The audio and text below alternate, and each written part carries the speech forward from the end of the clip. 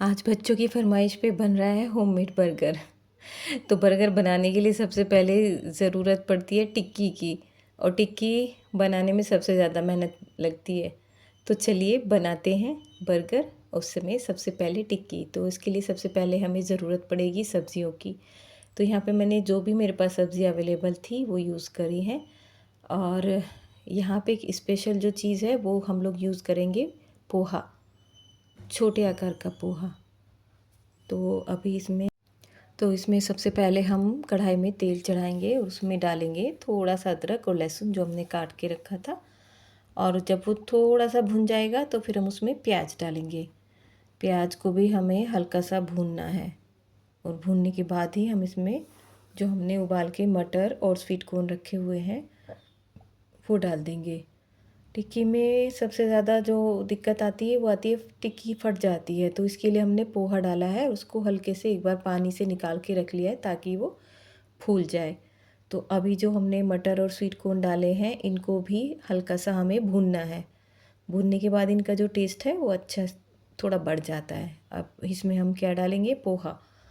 पोहा को अच्छे से हमें अपनी सब्ज़ी जो डाली हुई है उनके साथ हल्के से भून देना है।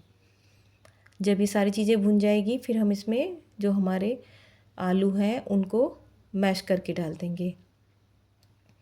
आलू को अच्छे से मैश करना है, फिर उसके बाद थोड़ा सा हरा धनिया डालेंगे और फिर उसके बाद बाकी मसाले।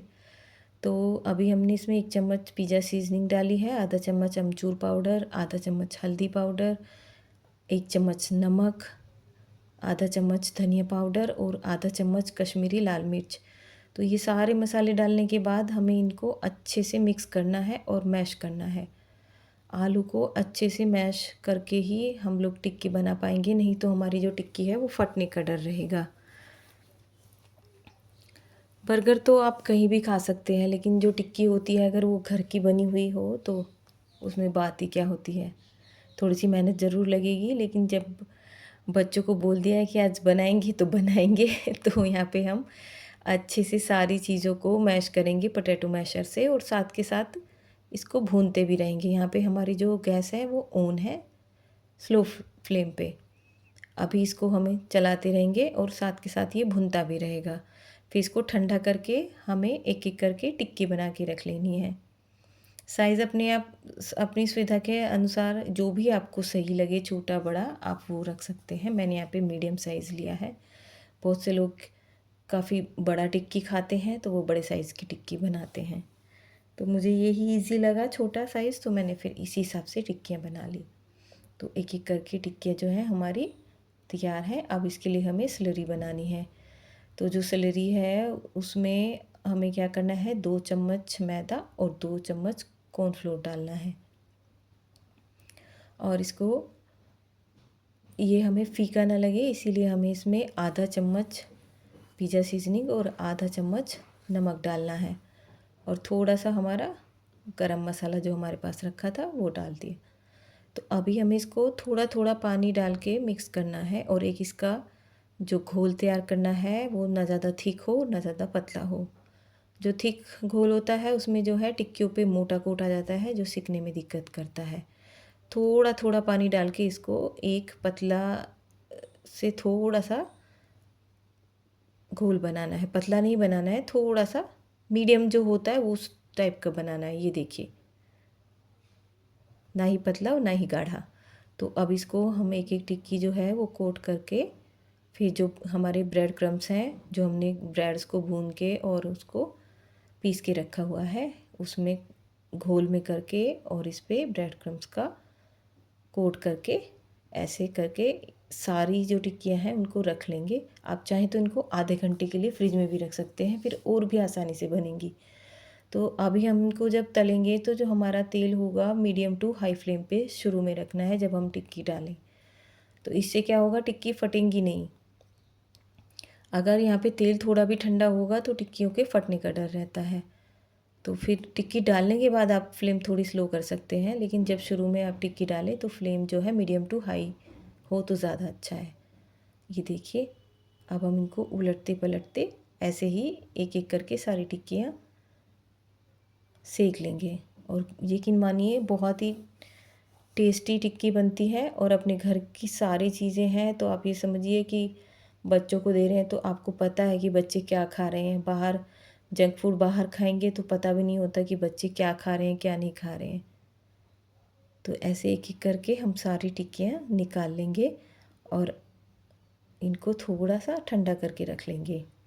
तो अभी जो हमारे बन हैं बर्गर बनाने के लिए, उसके लिए हमें एक सॉसेस जो तैयार करने होते हैं वो करेंगे। तो इसके लिए हमने क्या लिया है, सबसे पहले मायोनीज़ ली है और 1 चम्मच शेजवान चटनी ली है, 2 चम्मच केचप लिया है और 1 चम्मच मैंने यहाँ पे मलाई भी डाली है, जो घर की ताज़ा मलाई होती है।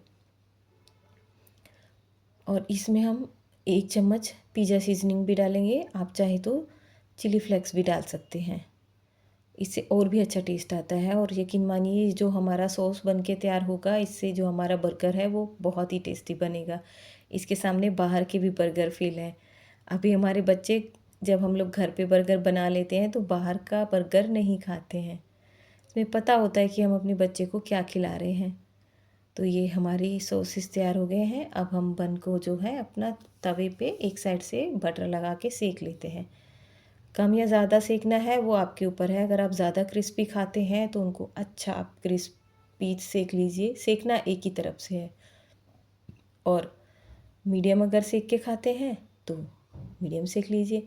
अब इस पे क्या है, मैं एक एक करके सारे जो बन हैं उन पे अपना ये सॉस जो हमने बनाया है इसको बना के फिर एक टिक्की रख के फिर ऊपर से एक चीज़ स्लाइस रख के और सब्ज़ियाँ जो हैं जो भी बच्चे खाते हैं, ज़्यादा मेरे बच्चे नहीं खाते तो मैं एक एक स्लाइस प्याज खीरा और टमाटर का रख के तो बर्गर तैयार है। लेकिन नहीं, मेरे बच्चे इसको ऐसे नहीं खाएंगे। इसके लिए भी अब मुझे या तो इसको माइक्रोवेव में 30 सेकंड के लिए हीट करना होगा या फिर एयर फ्रायर में 1 से 2 मिनट के लिए। और उसके बाद जो इसका टेस्ट निकल के आता है, इसके सामने अच्छे से अच्छे बाहर के बर्गर भी फेल हैं। आप एक बार ये रेसिपी को ऐसे ट्राई करिएगा तो फिर आप कमेंट करके मुझे ज़रूर बताइएगा। तो ये देखिए मैंने साइड से सारे कोने अंदर चीज़ के हैं वो अंदर बर्गर के सेट कर दिए हैं। अब मैं इसको पहले एयर फ्रायर में करूँगी 2 मिनट के लिए हीट और फिर उसके बाद 30 सेकंड के लिए दूसरे जो बर्गर मैं तैयार करूँगी उनको 30 सेकंड के लिए माइक्रोवेव में हीट करूँगी। और जो अंदर की जो फीलिंग है, जो हमारा चीज़ स्लाइस है वो भी बहुत अच्छे से मेल्ट हो जाता है और जो हमारा सॉसेस है वो भी बहुत अच्छे से, ये देखिए। और ये खाने में बहुत ही लाजवाब लगता है। तो एक बार आप भी ट्राई करिएगा और आपको कैसा लगा मुझे कमेंट करके ज़रूर बताइएगा। एंजॉय।